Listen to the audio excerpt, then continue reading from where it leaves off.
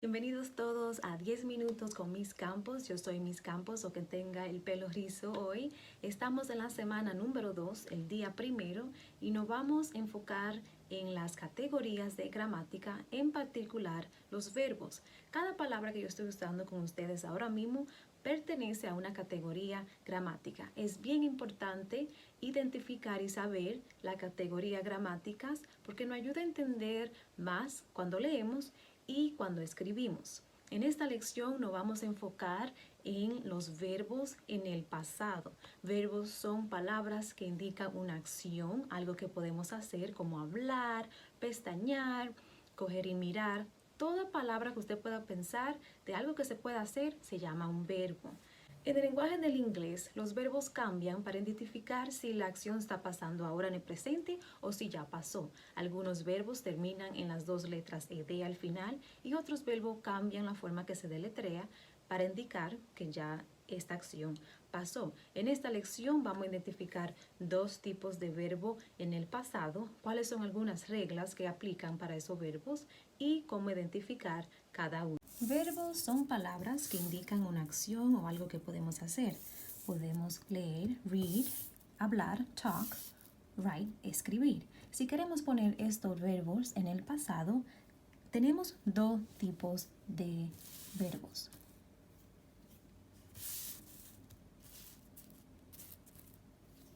Si queremos poner estos verbos en el pasado, tenemos dos tipos. Uno se llama verbos regulares y otro verbos irregulares. Vamos a mirar ejemplo del verbo regular. Esto es un verbo que dice viajar, travel. Para decir que ya pasó, decimos travel. Si se dan cuenta, al final añadimos las letras E y D.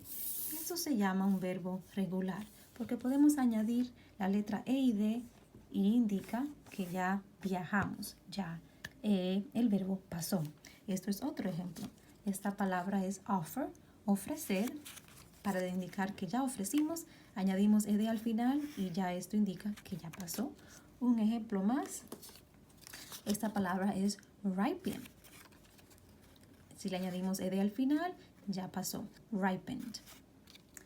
Vamos a mirar a otro ejemplo. Esto dice stay, que quiere decir quedar. Stayed, quedamos. Employ, emplear. Employed, ya estamos empleados. Estas dos palabras terminan en griega. Vamos a ver otro ejemplo. Esta palabra dice clasificar, classify, termina en y. Pero mira qué pasa cuando quiero decir que ya clasifiqué. Classified, ya no existe la y. Cambiamos la y por una i. Y ahora podemos decir el verbo classified. Aquí tenemos otro ejemplo. Multiply, multiplicar, también termina en y. Para decir que ya multiplicamos, ahí añadimos la i y aquí dice multiply. Entonces no todas las palabras que terminan en y le añadimos las letras ed al final. Algunas hay que cambiar la y. Y esto depende de otra regla que hablaremos en otra lección. Estos verbos siguen siendo regulares porque les podemos añadir las letras ed al final.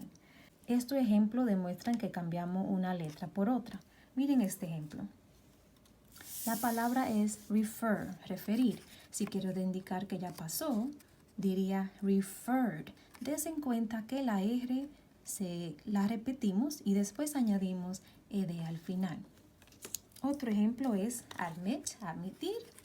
Para decir en el pasado decimos admitted. De nuevo se repitió la última consonante, esa letra, y después le añadimos las letras ed al final. ¿Qué pasa cuando tengo una palabra como esta? Aquí dice spell, deletrear. Ya tienes dos consonantes dobles. Si yo la quiero poner en el pasado, ¿qué cambiaría? Nada cambiaría. En esta ocasión le añadiríamos ed al final y aquí dice spelled. Ya deletreamos. Otro ejemplo es add, añadir. Ya tiene dos consonantes dobles al final. Solo le añadiríamos ed al final, added, quiere decir que ya pasó. Vamos a ver a los verbos irregulares. Este verbo dice catch, que quiere decir parar o agarrar. Si ya pasó, decimos caught. Si se dan cuenta, no le añadí las letras ed al final Algo cambió en el verbo para indicar que ya pasó.